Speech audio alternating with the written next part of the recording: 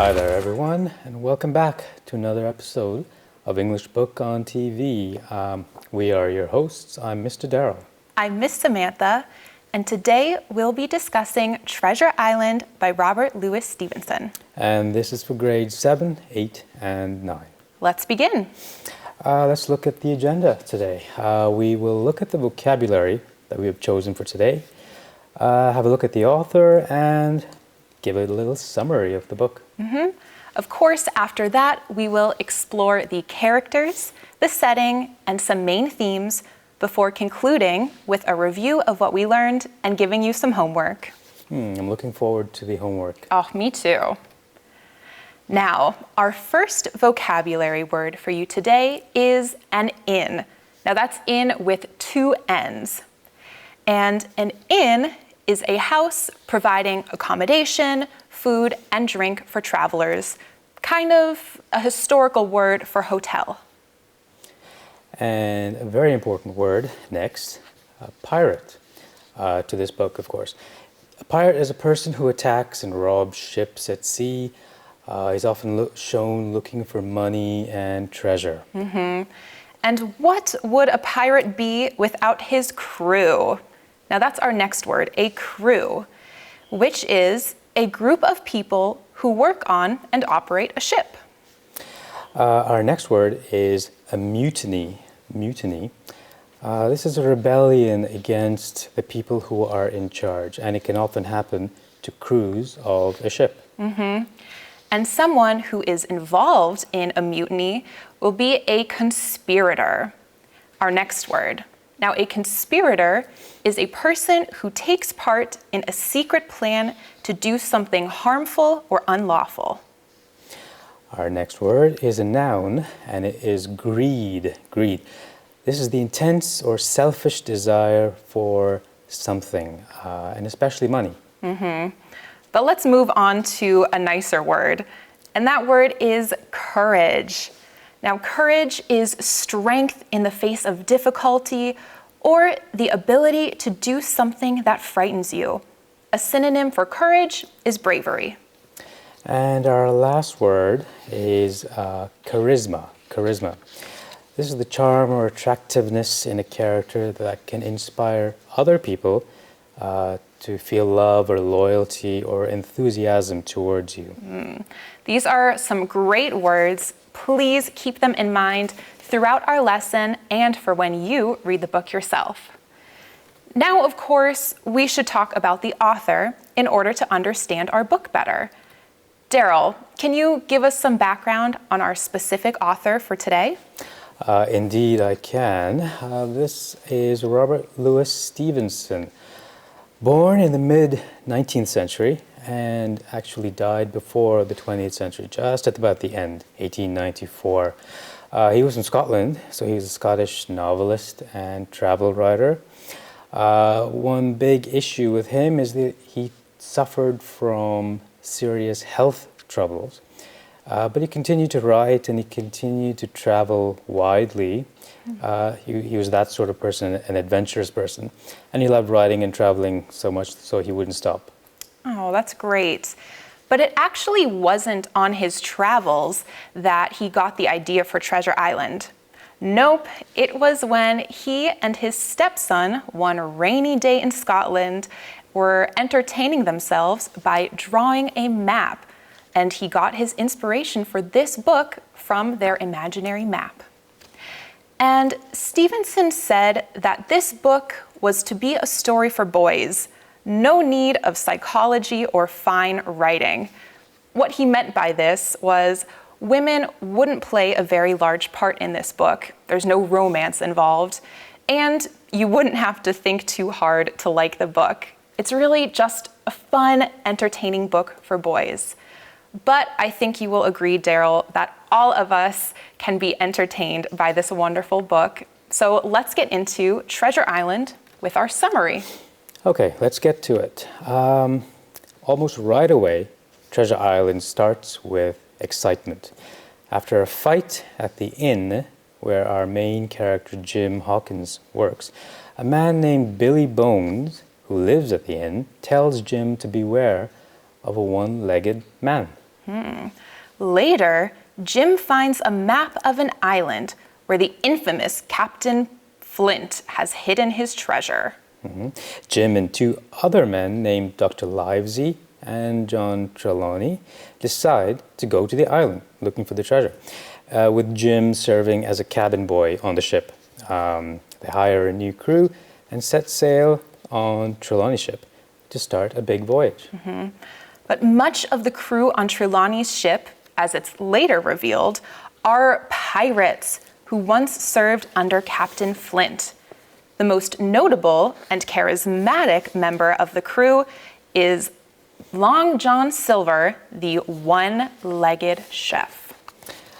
Jim, hiding in a basket, overhears the pirate crew members, and he hears that they are conspirators making a plan to mutiny after finding the treasure. He also learns that they are going to kill himself, Dr. Livesey, Trelawney, and the captain of the ship. After arriving on Treasure Island, Jim meets a pirate named Ben Gunn. Gunn also used to be a member of Captain Flint's crew, but he was stranded on the island for many years. The situation gets worse after the pirate conspirators arm themselves with weapons, and the captain's men, including Jim, Dr. Livesey, and Trelawney, hide on the island to keep safe. But Jim sneaks away, and he's captured by Long John Silver and the pirates. Silver has the map now, and they all go looking for treasure. Eventually they find the treasure, but it's empty. The pirates are angry at Silver and Jim, but the two of them escape. Dr. Livesey explains that Gunn had already found the treasure and had taken it to his cave nearby. The men load much of the treasure onto the ship and they sail away. On their way back to Bristol, England, where the story first began, Silver actually steals a bag of money and runs away. Once at Bristol, the rest of the men divide up the treasure. Jim says that there's more treasure left on the island, but he will not go on another voyage to recover it. He's had enough excitement for his time, and I don't blame him at all. I would feel the same way. I think I would too. So now that we know what happens, let's take a look at who is in our story with our characters. We've got several characters, of course. Let's start with the protagonist, the hero of the story. That would be Jim Hawkins. Jim is the teenage son of an innkeeper near Bristol. He's got this kind of personality. He's eager and enthusiastic, often impulsive. He wants to go out to sea and he wants to hunt for treasure. So maybe life was a bit boring in the inn. He's a modest narrator, his style of telling us the story. He never boasts, he never brags of the courage and heroism that he consistently shows throughout the story. Now that brings us to Billy Bones. What a name that is. That's great name. Now, Billy Bones is the old seaman who stays at Jim's parents' inn. Billy Bones is rude, he's not very kind, and he refuses to pay his bills at the inn, which really symbolizes how pirates don't like society or order or law or civilization. Billy Bones is also important because he hires Jim to be on the lookout for a one-legged man, which is what involves the young Jim in the pirate life. Billy's sea chest and his treasure map set the whole adventure into motion. Next, we move to a classic pirate character in the history of pirate stories and pirate novels. And that is Long John Silver. Long John Silver. Despite being the cook, the man who prepares food on the ship, he's actually the secret leader of the pirate crew. He's charismatic, he's careless, quick and brave. He's also got a lot of physical and emotional strength, so he's obviously quite an impressive person.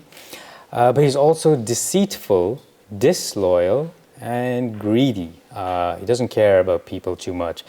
But he is always kind to Jim in particular, and he genuinely likes the boy. What a complex character he is. Very interesting one. Now that brings us to Ben Gunn. Now he used to be a member of Captain Flint's crew, but he became half insane after being stranded on the island for 3 years. He helps Jim by giving him the location of his homemade boat, and he kills 2 of the conspirators in the mutiny. On the way back to England at the end of the story, Gunn lets Silver escape, and in England, he spends his share of the treasure, about £1,000, in only 19 days. Wow. He's not very good with money. So he becomes a beggar, but luckily his luck turns around and he becomes a church singer on Sundays and on holy days. So now that we know more about our characters, let's take a look at our setting, which of course you all will remember is the time and place of a story. Well now, it is the late 16th century, Samantha, and I suppose we should say something about pirates in general.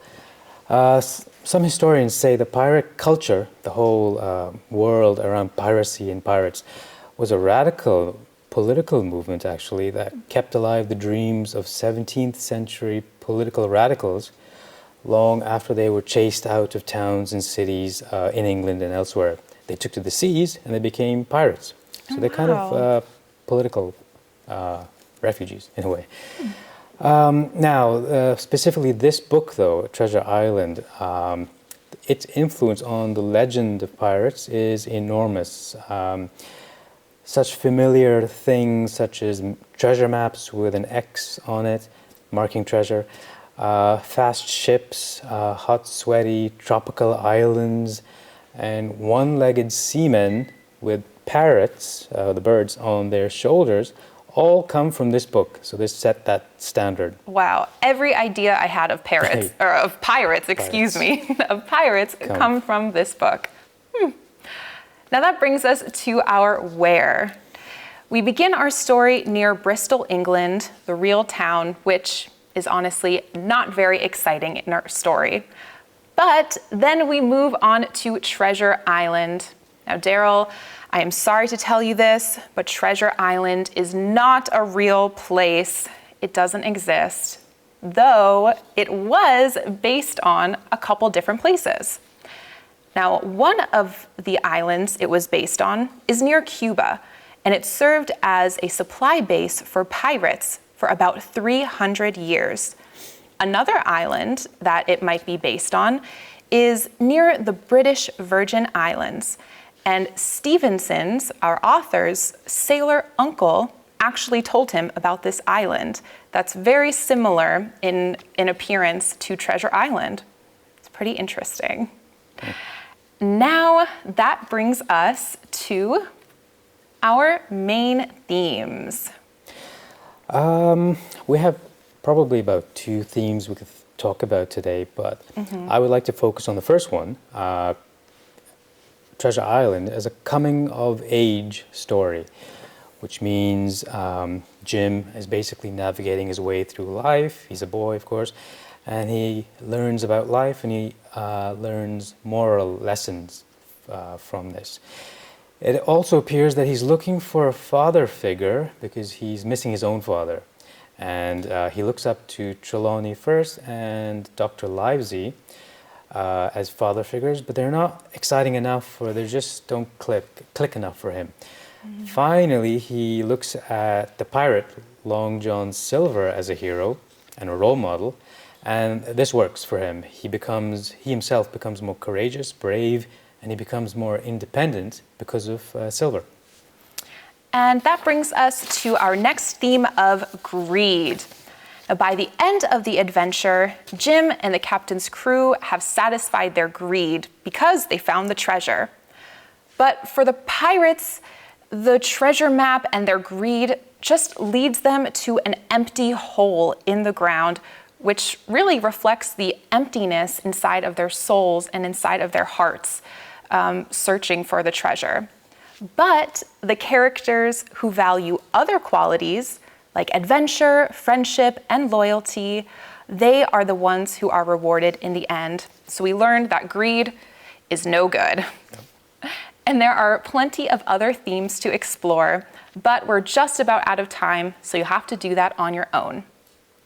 Now, to review, we talked about our author, then the summary, some of our characters, the setting of Treasure Island in the 18th century, and finally, we looked at two themes, coming of age and greed.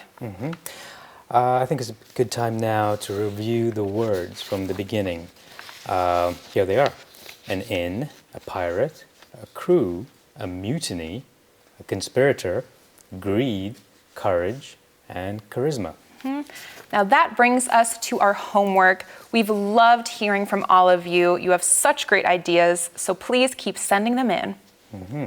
Now, here's the question. If you could be one of the characters in the book, either Jim Hawkins, the teen hero, or Long John Silver, the pirate, who would you want to be and why? We're so excited to hear your answers.